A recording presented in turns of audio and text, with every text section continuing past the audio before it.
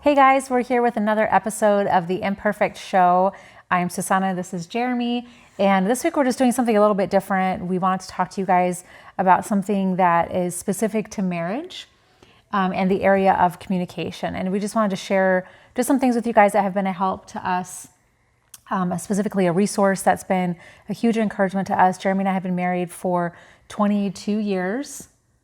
Really? Almost 22 years. Is that right? Yes. Wow. Yeah, 22 years this year. So Seems almost 22 like only years. a couple days. Almost 22 years.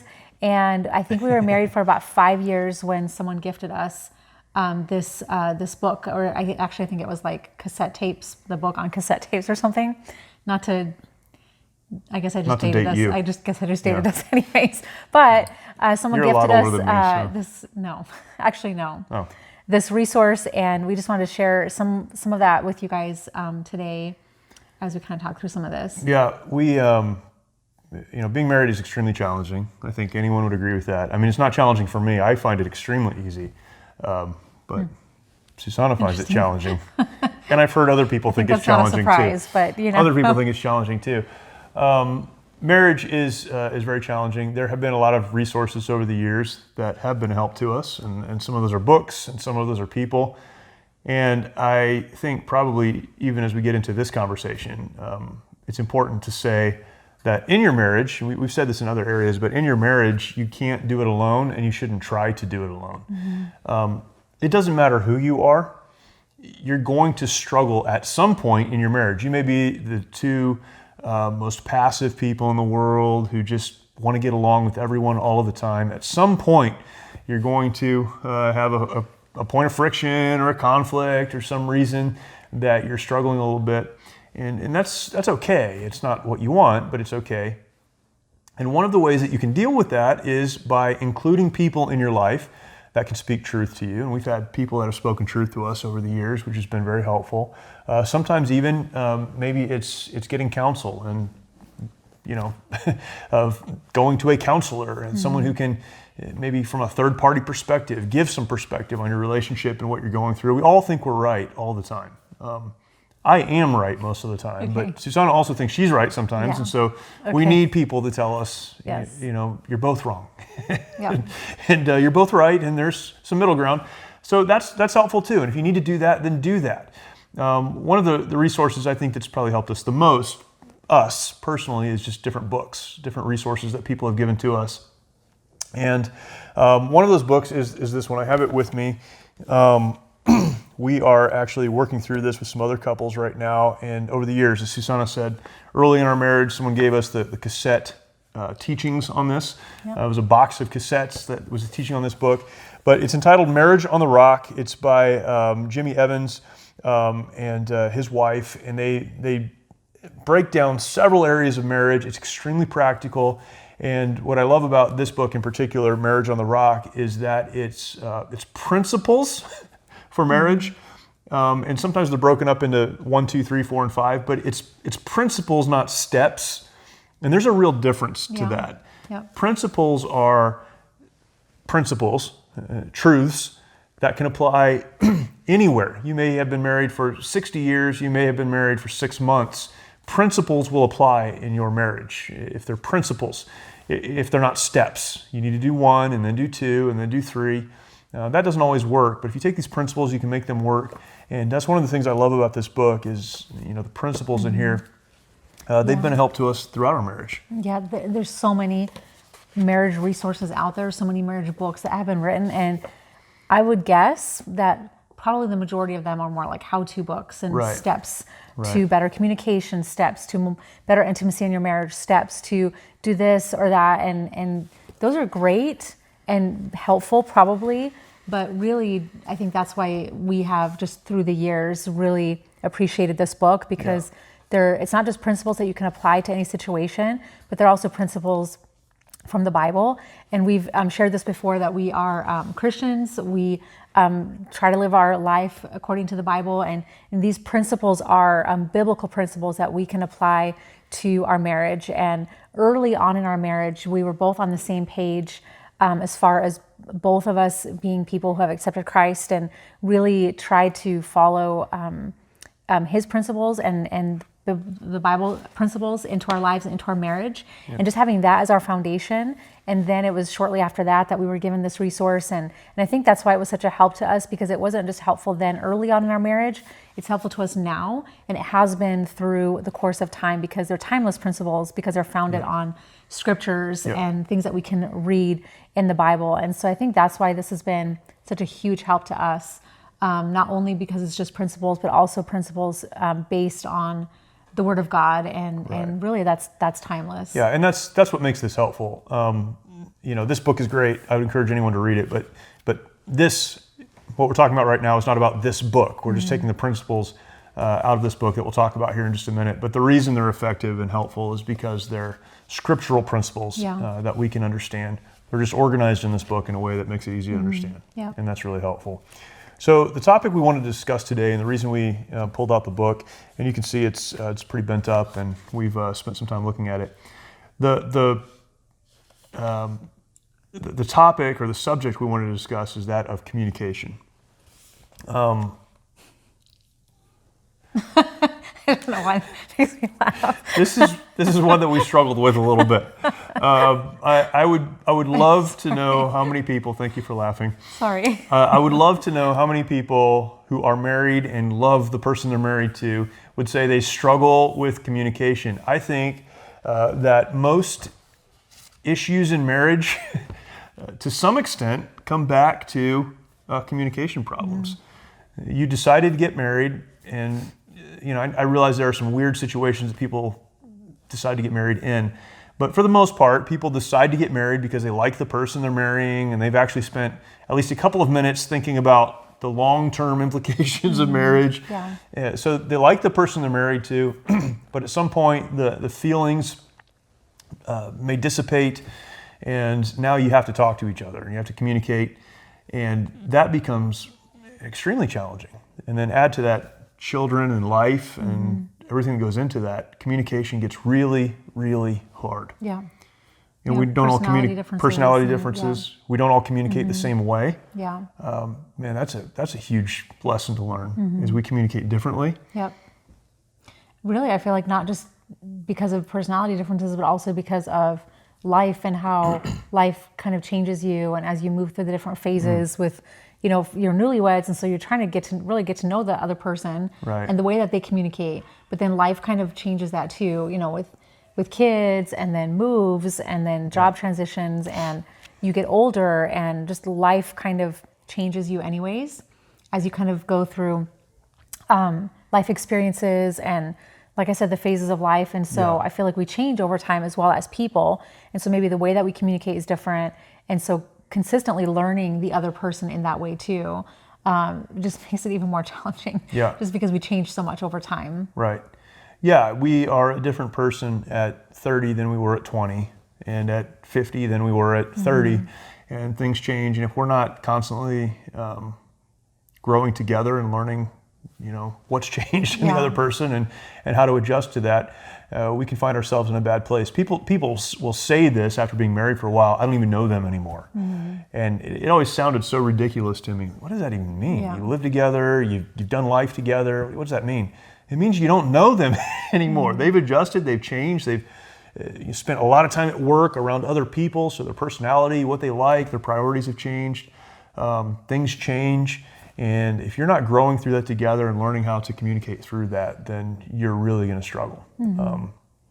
Particularly at this moment in time. Now we're at a weird time in our nation's history right now, and maybe 20 years from now, someone will watch this video and they'll say, "What are they talking about?" But if you're watching it right now, then you know exactly what I'm talking about. The whole world, it seems, is quarantined, and if you're not part of what they call essential work or essential businesses, you're not in the healthcare industry or moving things around or providing goods, then you're probably working from home around your family more now than you've been in a while, but still trying to get things done.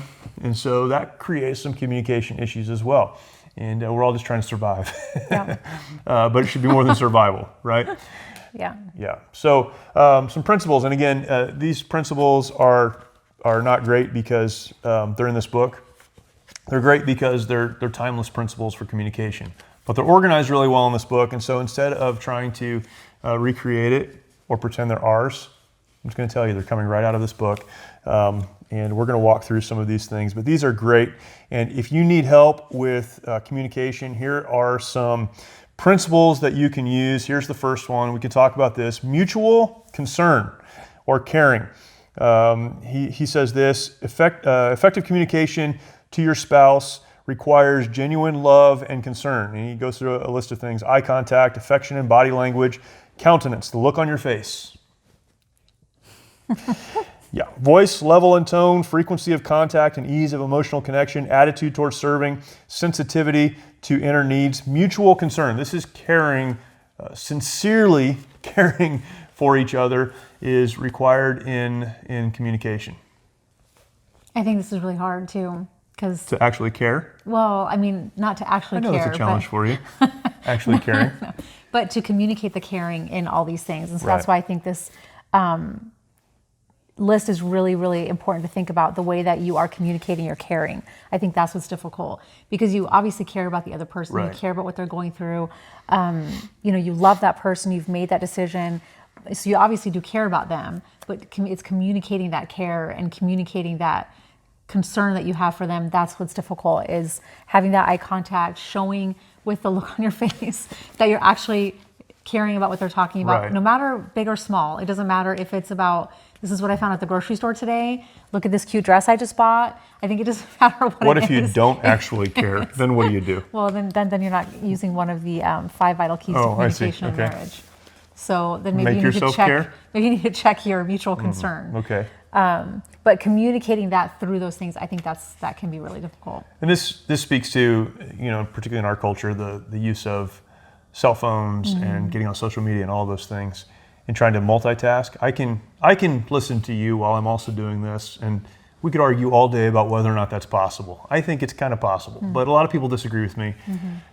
But what you're not doing, if you're doing that, is expressing or showing mutual concern. And I think that's the key, is communicating that to them, because that person knows that you care about them, knows that you love them, but how are you communicating that to them? And I think that's what the key here is, communicating that through, those things. Not just, of course I care about you and I love you, but how are you communicating that? And by putting your phone down, by really connecting with that person, by looking at them, showing that you care for them.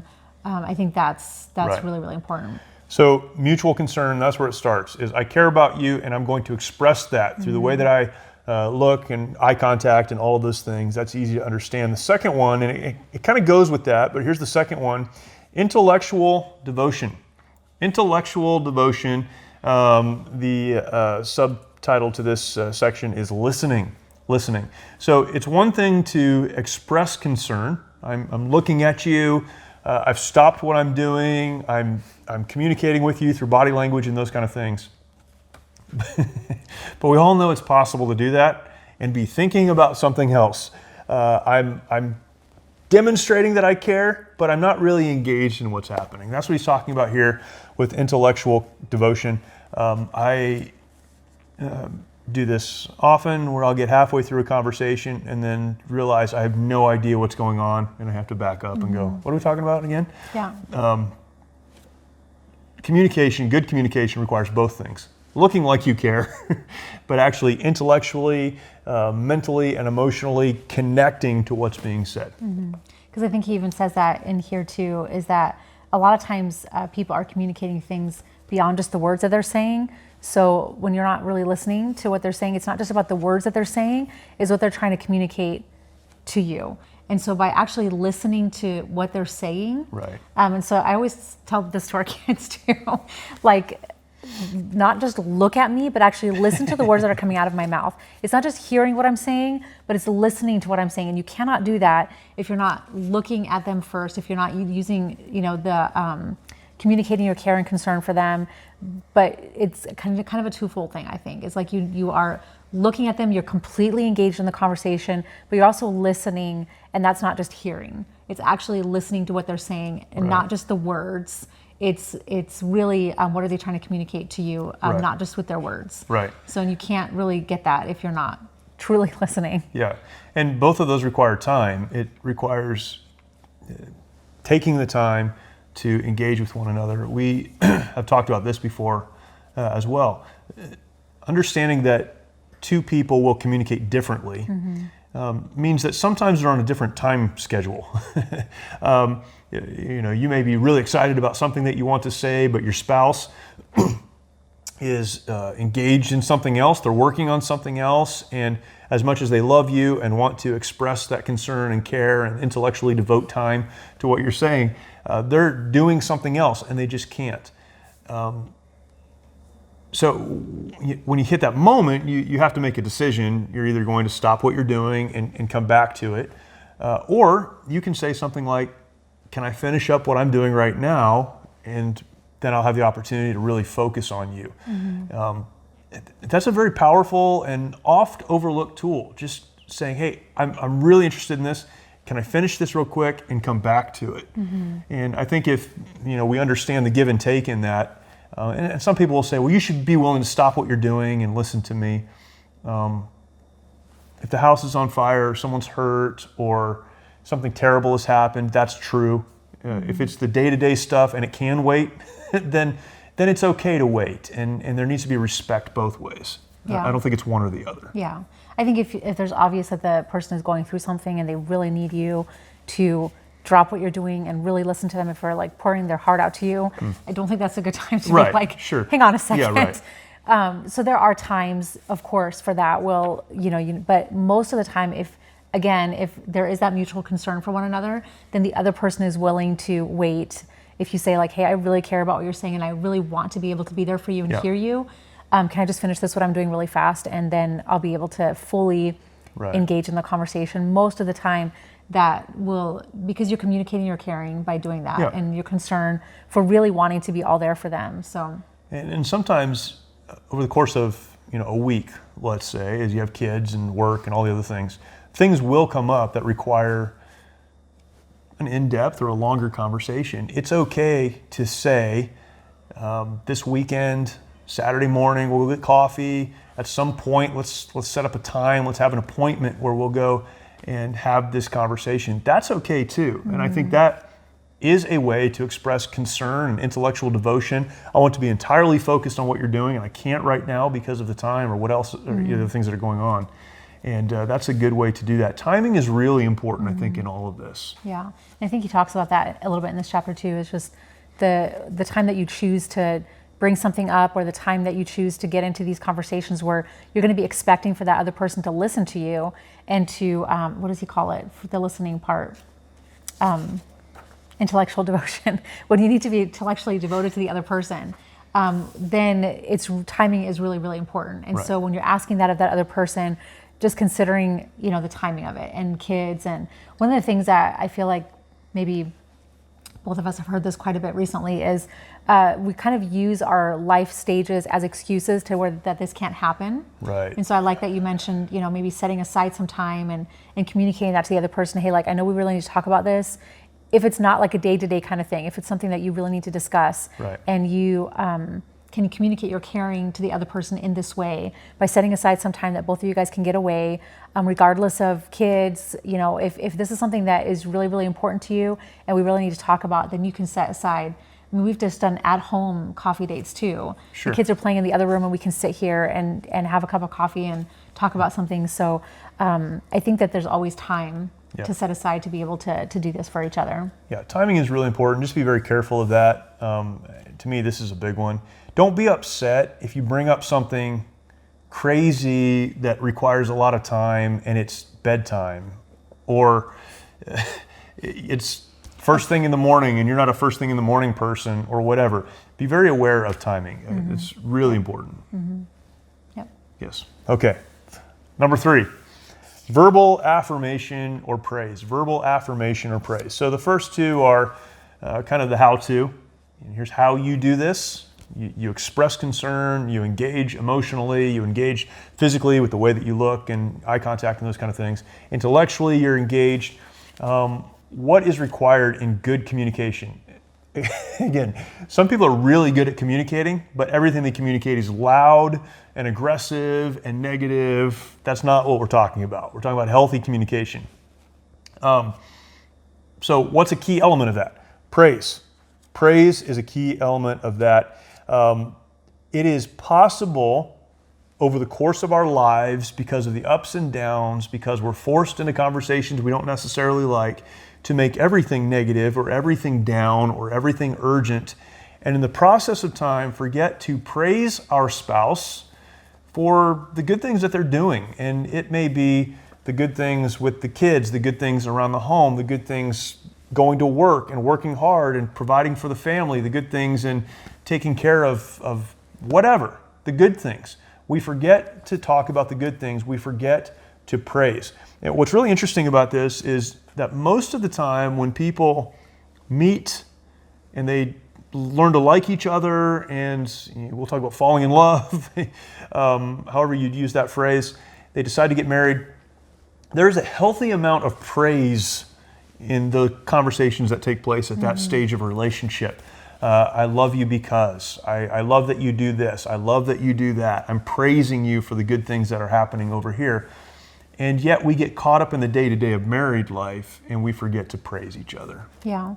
I think when we're getting to know each other, a lot of times it's because it's new and we're getting to know that person, we're getting to know like the things that they do, and it kind of, I think, draws more our attention more to it because we're getting to know them and it's all new and it's exciting, and we think this person is really neat and we love what they do and how they do it and all this, and then after you get to know them for a while, you're like, of course, yes, like I love that about them, and I've already said that to them, and it can just become like a, Yeah, they're supposed to do that. Or they do it all the time. This is kind of how they That's are. Who they are. This is what they do, and so we kind of get used to it, and we forget that it's important for them to hear that or to be reminded of that. And we've probably all heard this before where, I told you I loved you the day I married you. If something changes, I'll let you know. And that's not really how we should live. Right. And only because, of course, that person probably knows that that's not going to change or that hasn't changed. And we say, I love you, to each other, but just to be reminded of the small things that you appreciate about them. And, even if it's the same thing that they've always done or the same way that they've always been, it's really, I think most people like to be reminded of that and to be encouraged by that. Yeah, and the world is a very negative place as well. I think that most of us have a high tolerance for negativity and difficulty and struggle outside of our home. As long as inside of our home, we know there's someone there who appreciates, or at least pretends to appreciate, expresses appreciation for the things that we do. And sometimes this doesn't come natural. Some are more wired this way, to show praise and to say how much they appreciate folks. And by the way, if you're married to someone that's that way, know that that's also probably their kind of love language. That's what they would expect in return. Yeah. But we're not all wired that way. And so this may be something you have to work on deliberately.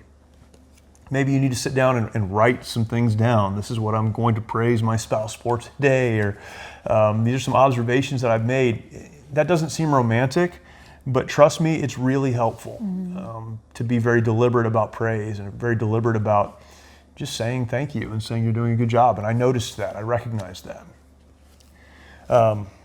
Praise, and again, we could say a lot of things here. We need to move on, but if you're not praising your spouse, eventually someone else will.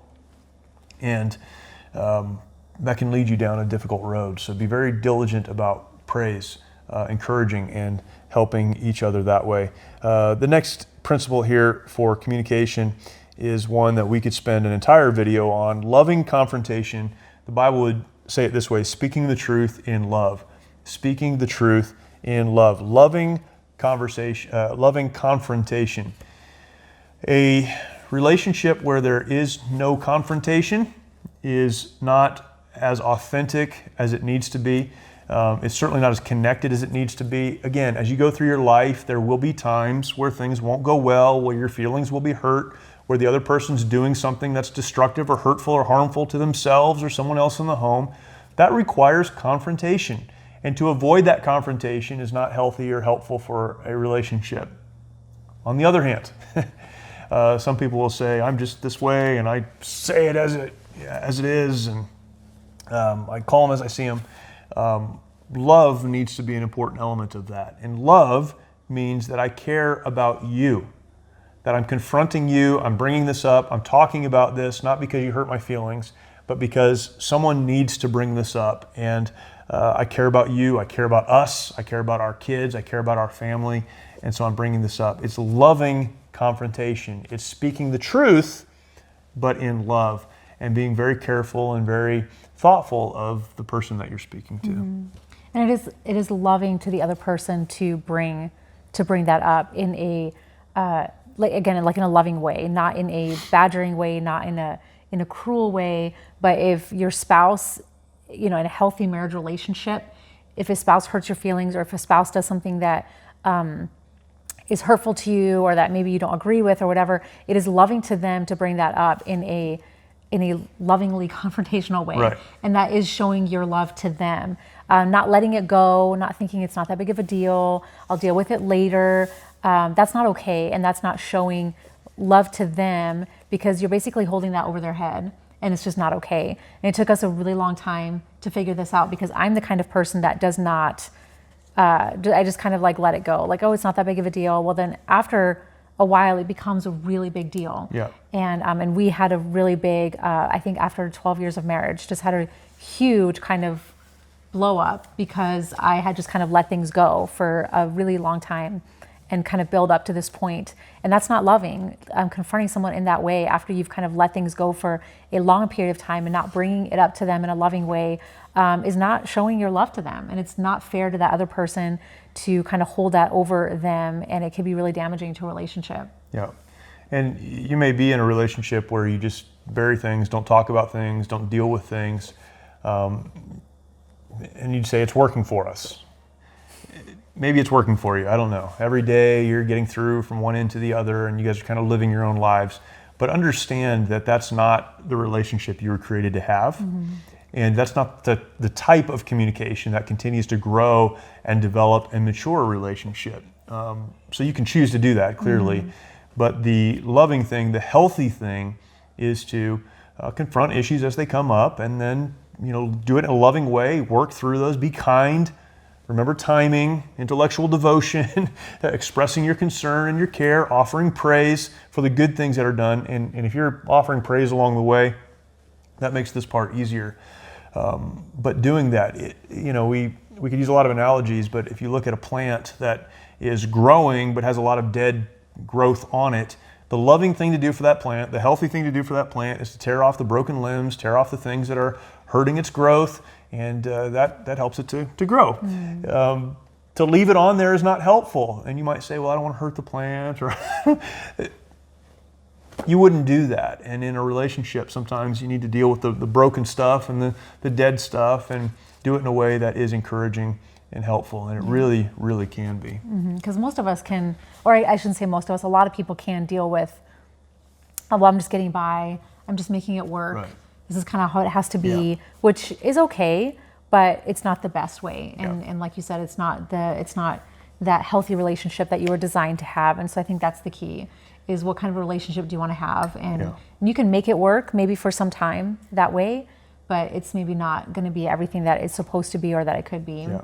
And it's putting all of these pieces together. It's being focused. It's being intellectually devoted. It's expressing praise. It's caring. It's all of those things that create an environment where dealing with things that aren't helpful and that may even be hurtful is possible. And that leads to the last thing. We're running out of time. That leads us to the last thing, which is intimate discussion. And I think that's the goal. That's what all of us would desire to have, is openness in our relationship, where we can talk about anything and it's okay, because we built a foundation of communication that allows that to happen. And that's really, I think, the goal. And I think that's what all of us really want in life, is we want someone who's always on our side, someone who you can say whatever to, and they're going to think the best of you. And but that's not really possible without all these other things. And I feel like intimate discussion is kind of the final, that's kind of like the goal. That's where we all want to be. Yeah. And we all want someone that knows us in that intimate way, that knows us for who we really are and still loves us. And I think that's the goal for all of us, is to get to that point. And it requires putting all these principles together and working toward that, and getting to the place where you can share that. And again, you don't have to do this. A lot of people don't. I would say probably most people don't. They just go about their lives and do their thing. Yeah. But if you really want to have the type of relationship that you can have, then begin putting these pieces of effective communication together, and you certainly will. There are a lot of great resources out there. Find one. This is one that's helped us. But certainly this list of principles has been very, very helpful to us as well. And I hope to you, and I hope that you're doing okay with this craziness that we're all living through right now. We don't know how it's all going to end exactly. Yeah. We will get to the other side though. But in the process, don't punt your relationships. Don't damage the communication in your house. Do your best to continue to build and grow and develop, and you'll be happy that you did. Yeah, I think this is a time that we can really take advantage of to have. We are not always forced to have this kind of a time, or we don't force ourselves to have this kind of time. And now we are kind of having to. So I think taking advantage of this and working on some of these things, we can come out on the other side healthier and stronger. Yeah, and better for it. All right, well, that's it for today. Go ahead, if you have not yet, subscribe to the channel. Hit the notification bell. Now that does one thing for you. It lets you know when new content comes online. And we post a lot of content, all kinds of stuff, not just this, but things that I think would be a help to you. So go ahead and hit the notification bell. That lets you know when new content comes online, and share it out if you would like to. Go ahead and comment. We love to get comments. That even kind of guides what we want to talk about as we go forward, and we plan on doing this every week. So give us some things that we can talk about, and things that are important to you, and we'd love to discuss those things. In a real sense, we're all figuring these things out as we go. Now, thankfully, we have some direction and we can learn from others, but this is a good platform to be able to come together and say, hey, let's talk about this, let's discuss this, let's look at this. And we don't have to be perfect. Certainly none of us are, but we can move forward together. So thank you. Thanks, guys. I look forward to talking to you next time.